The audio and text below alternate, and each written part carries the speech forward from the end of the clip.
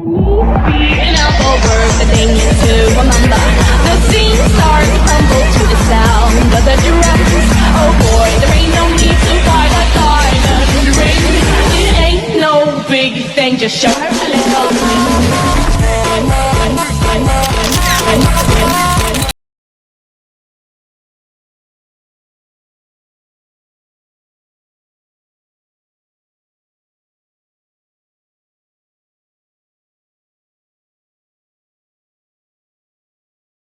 Assalamualaikum warahmatullahi wabarakatuh. Waalaikumsalam warahmatullahi wabarakatuh.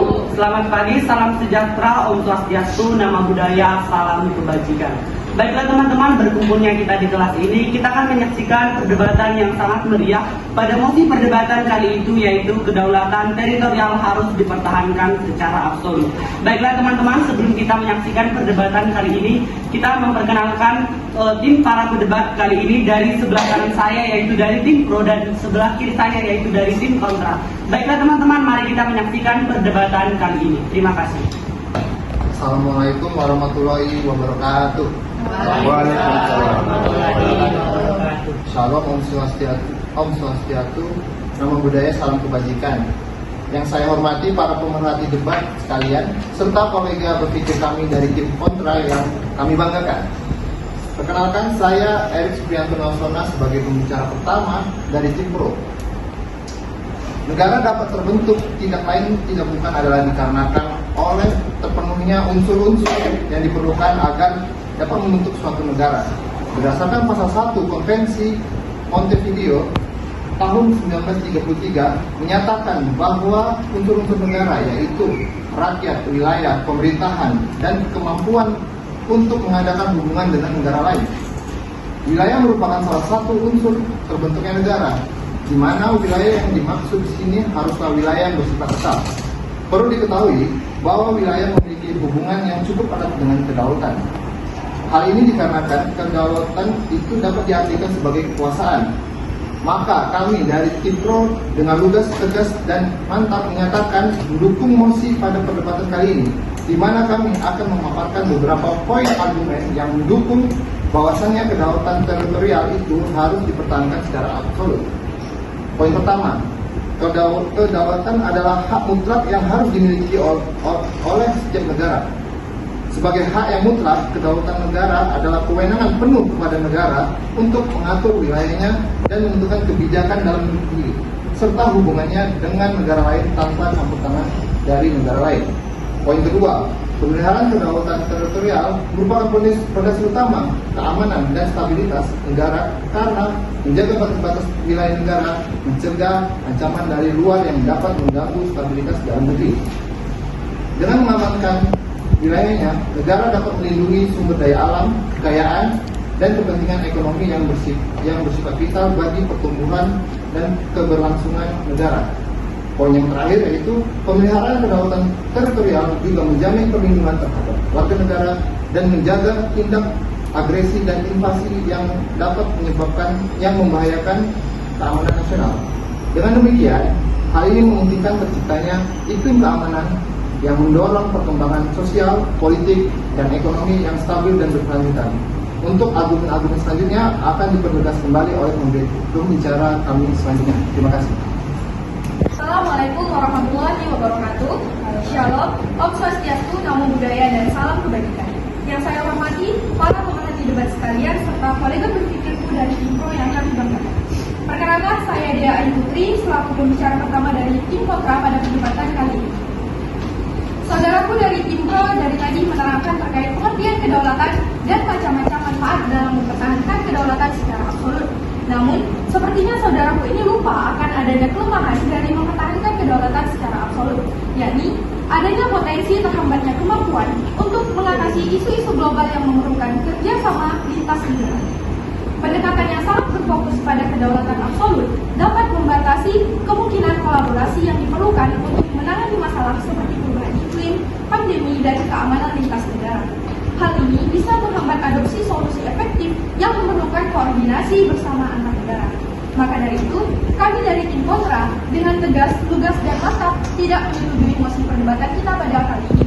Adapun beberapa landasan yang menjadikan kami tim kontra tidak setuju terhadap pertahanan kedaulatan secara absolut, yaitu pertama, mempertahankan kedaulatan secara absolut ini dapat mengurangi kemampuan negara-negara untuk menyelesaikan masalah internal mereka sendiri, karena tekanan untuk mempertahankan kedaulatan secara ketat mungkin menghalangi adopsi solusi global yang lebih luas dan komprehensif. Kedua, mempertahankan kedaulatan teritorial secara fleksibel memungkinkan negara-negara untuk tetap mengelola wilayah mereka sendiri, namun secara aktif terlibat dalam kerjasama internasional untuk menangani isu-isu global yang melintasi batas-batas negara. Perlu ditekankan kembali, negara tetap berhak atas kedaulatan teritorial mereka, walaupun kedaulatannya ini tidak bersifat absolut. Dengan fleksibilitas semacam ini, negara-negara dapat mengadopsi pendekatan yang adaptif terhadap masalah global seperti perubahan iklim, pandemi, dan keamanan lintas negara, sambil tetap menjaga kontrol terhadap kebijakan internal mereka. Ini dapat meningkatkan efektivitas kerja sama internasional karena negara-negara ini cenderung lebih terbuka untuk berbagi sumber daya, informasi, dan solusi tanpa mengorbankan otonomi atau kedaulatan penuh mereka. Maka dari itu, kami dari tim kontra tetap tidak menyetujui mosi perdebatan kita pada pagi hari ini. Sekian, terima kasih.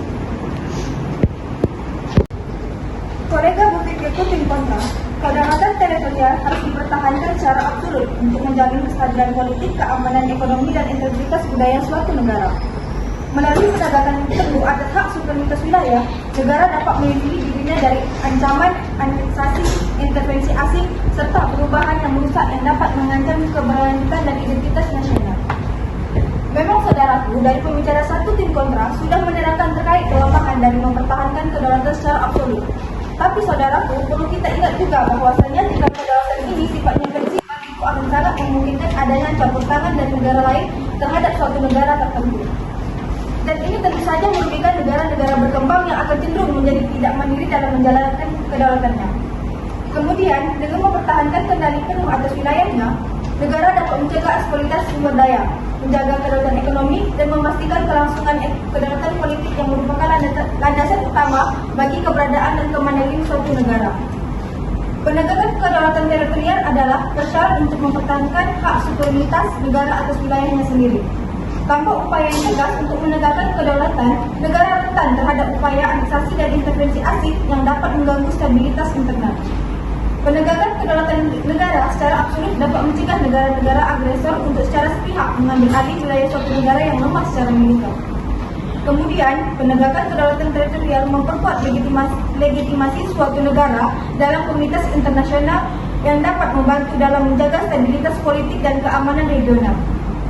Selain itu, juga menjadi fondasi penting bagi pembangunan ekonomi dan sosial suatu negara karena stabilitas wilayah memungkinkan pemerintah untuk fokus pada pembangunan domestik tanpa adanya gangguan dari pihak asing. Dengan menjaga penegakan kedaulatan teritorial, negara dapat menciptakan langsung yang aman dan stabil untuk kesejahteraan rakyat serta untuk mencegah pengambil alihan yang merugikan oleh pihak asing. Rekan berpikirku dari timku, konsep kedaulatan sebagai hak yang absolut itu perlu dipertimbangkan kembali. Kenapa? Dikarenakan saat ini kita sudah memasuki era globalisasi, di mana pada era globalisasi negara sebagai masyarakat internasional sangat menjunjung tinggi kesetaraan atau equality dan juga hak asasi manusia. Negara sebagai anggota masyarakat internasional tidak dapat menghindar dan harus menerima gejala di mana norma-norma HAM dikembangkan, disebarluaskan ke seluruh dunia oleh gerakan masyarakat sipil, organisasi kemanusiaan, organisasi internasional yang relevan. Kemajuan dan perkembangan norma-norma HAM merupakan bagian dari proses globalisasi yang melanda setiap negara sebagai anggota komunitas internasional. Jadi, ketika suatu negara mengalami kegagalan otoritas nasional dalam mengelola dinamika politik dan memberikan perlindungan terhadap HAM, sebagaimana yang terjadi di wilayah-wilayah Myanmar, Angola, Afghanistan, Somalia, masih perlu adanya campur tangan masyarakat internasional terhadap masalah kemanusiaan tersebut. Hal ini merupakan fakta yang tidak terbantahkan bahwa negara tidak dapat menutup diri dari bantuan kemanusiaan oleh masyarakat internasional dengan dalih kedaulatan yang absolut. Masalah yang saya paparkan ini masih hanya sebatas terkait norma-norma HAM. Masih banyak permasalahan lain yang ditimbulkan dari sifat absolut yang melekat pada kedaulatan. Namun hal ini akan dipertegas dan disampaikan oleh pembicara selanjutnya. Sekian dan terima kasih. Baik, rekan berpikirku dari tim kontra, Kedaulatan teritorial yang kokoh tidak hanya memberikan stabilitas untuk aktivitas ekonomi, tetapi juga memfasilitasi pertumbuhan jangka panjang dengan menarik investasi asing dan domestik. Kepercayaan bahwa wilayah negara akan tetap aman dan tidak terganggu oleh intervensi asing mendorong investor untuk menanamkan modal jangka panjang. Dengan demikian, hal ini menciptakan iklim investasi yang stabil dan mengurangi risiko bagi para pemangku kepentingan yang pada gilirannya mendorong pertumbuhan ekonomi yang berkelanjutan.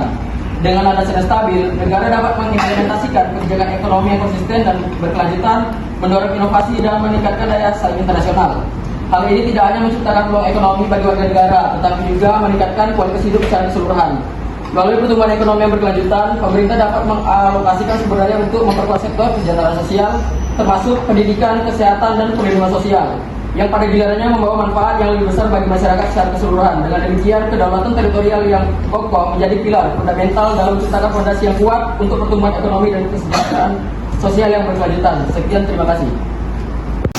Saudaraku dari Timro tadi sudah menjelaskan terkait manfaat dalam segi ekonomi dari kedaulatan yang bersifat absolut. Namun, perlu kami pertegas lagi bahwasannya fleksibilitas dalam menginterpretasikan kedaulatan teritorial merupakan faktor krusial dalam menciptakan kawasan perdagangan bebas dan kerjasama ekonomi regional yang saling menguntungkan. Dengan memahami bahwa kedaulatan teritorial tidak selalu harus diartikan sebagai batasan yang kaku dan tidak dapat diurus, negara-negara dapat membangun kerangka kerja yang memungkinkan untuk mengintegrasikan ekonomi mereka dengan cara yang saling menguntungkan, tanpa mengorbankan otonomi dan kepentingan nasional yang dasar. Dengan adanya kerjasama ekonomi regional, negara-negara dapat saling menguntungkan dari keahlian dan sumber daya yang berbeda, menciptakan pasar yang lebih besar, serta meningkatkan daya saing global. Hal ini dapat mendorong pertumbuhan ekonomi, penciptaan lapangan kerja, dan transfer teknologi antar negara. Di samping itu, kawasan perdagangan bebas memungkinkan akses yang lebih mudah terhadap pasar internasional bagi produk-produk lokal yang dapat gilirannya dapat meningkatkan pendapatan dan kesejahteraan sosial di tingkat nasional. Dengan demikian, fleksibilitas dalam mengintegrasikan kedaulatan teritorial memungkinkan tercipta kerangka kerja yang mendukung kerjasama ekonomi regional, yang pada akhirnya dapat memberikan manfaat ekonomi dan sosial yang signifikan bagi negara-negara yang terlibat. Sekian, terima kasih. Saya berpikirku dari tim kontra yang kami banggakan dari tadi saudara-saudaraku ini hanya berfokus pada keuntungan dari diubahnya sifat kedaulatan menjadi fleksibel atau terbuka. Namun pada kesempatan kali ini kami akan memaparkan bahwasanya kedaulatan yang bersifat terbuka itu rentan sekali terhadap pelanggaran kedaulatan teritorial. Mengapa? Dikarenakan sifat yang tidak terbatas ini sangat cenderung memungkinkan masuknya ancaman-ancaman asing dari luar seperti yang sudah dijelaskan oleh pembicara kami sebelumnya. Pelanggaran terhadap kedaulatan teritorial tidak hanya mengancam perdamaian global, tetapi juga potensi yang serius untuk memicu konflik dengan skala besar di berbagai wilayah dunia. Ketika suatu negara mengabaikan kedaulatan teritorial negara lain, hal ini dapat menciptakan ketegangan politik, meningkatkan risiko konflik militer, serta membuka jalan bagi intervensi asing yang dapat memperburuk situasi. Terlebih lagi, pelanggaran terhadap kedaulatan seringkali menjadi pemicu bagi serangkaian reaksi berantai di antara negara-negara yang terlibat, menghasilkan konflik yang sulit untuk diatasi dan berpotensi merembet ke skala global. Dalam konteks geopolitik global saat ini, menjaga keutuhan wilayah negara menjadi prioritas utama untuk mencegah terjadinya ketegangan yang berpotensi memicu konflik. Dengan mengutamakan prinsip kedaulatan teritorial, negara-negara yang dapat menciptakan kerangka kerja yang stabil untuk berinteraksi di tingkat internasional, menghormati batas-batas yang ditetapkan, serta mendorong dialog dan diplomasi sebagai cara utama untuk menyelesaikan perselisihan. Dengan menjaga keutuhan wilayah negara, masyarakat internasional dapat menciptakan lingkungan yang kondusif bagi kerjasama dan perdamaian global yang pada akhirnya akan mendukung pembangunan ekonomi dan kesejahteraan sosial di seluruh dunia. Saudaraku, terima kasih karena sudah memaparkan argumen terkait pelanggaran kedaulatan teritorial. Namun, perlu kita pahami kembali bahwasannya konsep kedaulatan secara terbuka ini bukan berarti kedaulatan di setiap negara itu bisa dicampur tangani oleh negara lain. Tetapi, hakikat kedaulatan, yakni negara sebagai elemen utama dalam masyarakat nasional tidak tergantikan. Otoritas nasional di negara yang bersangkutan tetap mengemban amanat dan tanggung jawab untuk memajukan warganya, meningkatkan kemakmuran, dan menjaga kebebasannya mengelola konflik, serta mengembangkan kerjasama internasional untuk meningkatkan kualitas kehidupannya. Meskipun menjaga kedaulatan teritorial merupakan aspek krusial, namun perlunya fleksibilitas dalam konteks bantuan internasional dalam situasi bencana alam atau krisis kemanusiaan juga tidak dapat diabaikan. Ketika suatu negara mengalami bencana alam atau krisis kemanusiaan yang membutuhkan respon cepat, akses yang terbatas akibat ketatnya kontrol teritorial dapat menyulitkan upaya bantuan internasional untuk masuk dan memberikan bantuan yang dibutuhkan. Dengan adanya keterbukaan untuk koordinasi lintas batas negara dan akses yang lebih mudah, bantuan internasional dapat lebih cepat dan efektif dalam merespon situasi darurat yang memerlukan tanggapan segera. Fleksibilitas ini memungkinkan negara-negara organisasi internasional untuk berkolaborasi secara efisien, mengirimkan sumber daya, tenaga dan bantuan medis yang vital untuk menyelamatkan nyawa dan membantu masyarakat yang terdampak. Dengan demikian, perlunya mengevaluasi dan menyesuaikan pendekatan terhadap kedaulatan teritorial dalam situasi bencana alam atau krisis kemanusiaan memainkan peran penting dalam menyelamatkan nyawa dan memastikan pemulihan yang cepat dan efektif bagi masyarakat yang terdampak. Sekian, terima kasih. Terima kasih atas waktunya moderator, rekan berpikirku dari tim kontra. Sejatinya, seperti yang tadi sudah disampaikan oleh pembicara pertama kami, bahwasanya kedaulatan itu merupakan hal yang mutlak dimiliki oleh setiap negara. Pemeliharaan kedaulatan juga menjadi fondasi utama dalam keamanan serta stabilitas negara dalam menjaga batas-batas wilayah serta mencegah ancaman yang datang. Dari penjelasan tersebut, maka dapat kita pahami bahwa kedaulatan teritorial ini harus dipertahankan secara absolut. Ini penting untuk melindungi keutuhan negara. Dengan memiliki kendali penuh atas wilayahnya, negara dapat mencegah pemisahan wilayah atau invasi oleh negara lain yang dapat mengancam keberlangsungan negara tersebut. Kedaulatan teritorial yang absolut dapat membantu menjaga stabilitas politik dan keamanan di dalam negeri. Negara dapat mengatur pemerintahan dan kebijakan di wilayahnya tanpa campur tangan eksternal yang dapat mengganggu stabilitas politik dan mengancam keamanan nasional. Kemudian, jika dilihat dari aspek pengelolaan sumber daya alam dan ekonomi, kedaulatan teritorial yang absolut memungkinkan negara untuk mengelola dan memanfaatkan sumber daya alam secara optimal untuk pembangunan ekonomi dan kesejahteraan masyarakat. Kedaulatan teritorial yang absolut membantu memperkuat identitas nasional dan melestarikan budaya negara. Maka dari itu, kami dari Tim Pro dengan tegas, lugas, dan mantap mendukung mosi pada perdebatan kali ini. Terima kasih. Saudaraku dari Tim Pro, mempertahankan kedaulatan teritorial secara absolut seperti yang sudah tadi kami jelaskan, tentu tidak sepenuhnya bisa menjamin kedaulatan suatu negara, karena masih terdapat beberapa kelemahan yang ada di dalamnya. Sebagaimana yang tadi sudah kami paparkan, negara perlu memiliki fleksibilitas untuk menyesuaikan kebijakan dan strategi mereka dengan dinamika global yang terus berubah-ubah. Para fleksibilitas pada kedaulatan teritorial dapat membawa manfaat dalam menghadapi tantangan global dalam era globalisasi dan interkoneksi yang semakin kompleks. Negara dapat menjamin kemitraan dan mengadopsi pendekatan kolaboratif dalam menangani isu-isu global seperti perubahan iklim, keamanan, dan perdagangan.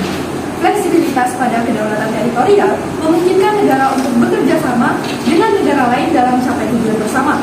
Hal ini tentu memperkuat kerjasama di dalam ruang lingkup internasional. Manusia memungkinkan negara untuk lebih responsif terhadap isu-isu hak asasi manusia. Negara juga dapat mengakui pentingnya hak asasi manusia dan bersedia mengadopsi kebijakan dan langkah-langkah yang mendukung perlindungan dan kemajuan hak asasi manusia di dalam negeri maupun di tingkat internasional.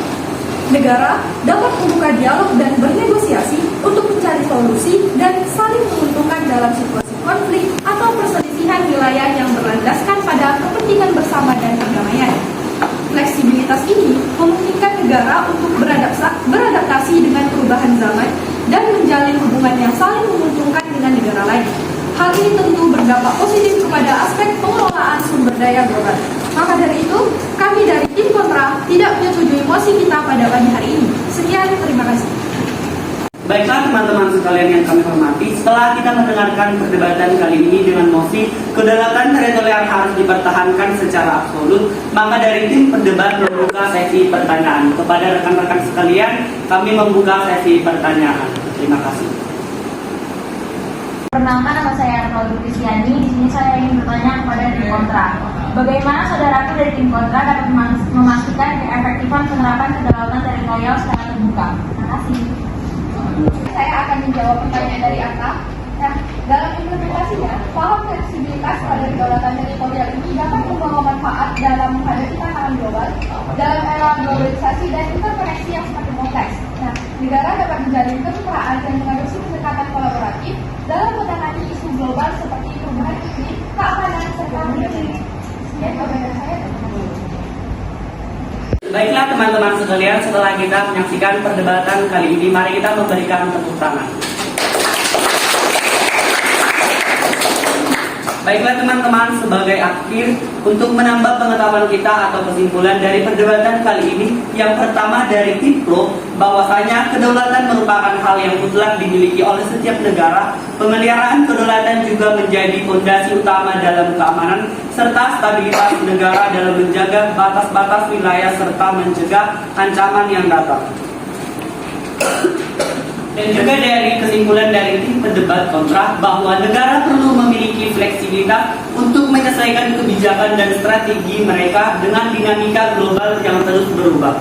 Paham fleksibilitas pada kedaulatan teritorial dapat membawa manfaat dalam menghadapi tantangan global dan dalam era globalisasi dan interkoneksi yang semakin kompleks. Baik, sekian untuk perdebatan kali ini. Terima kasih.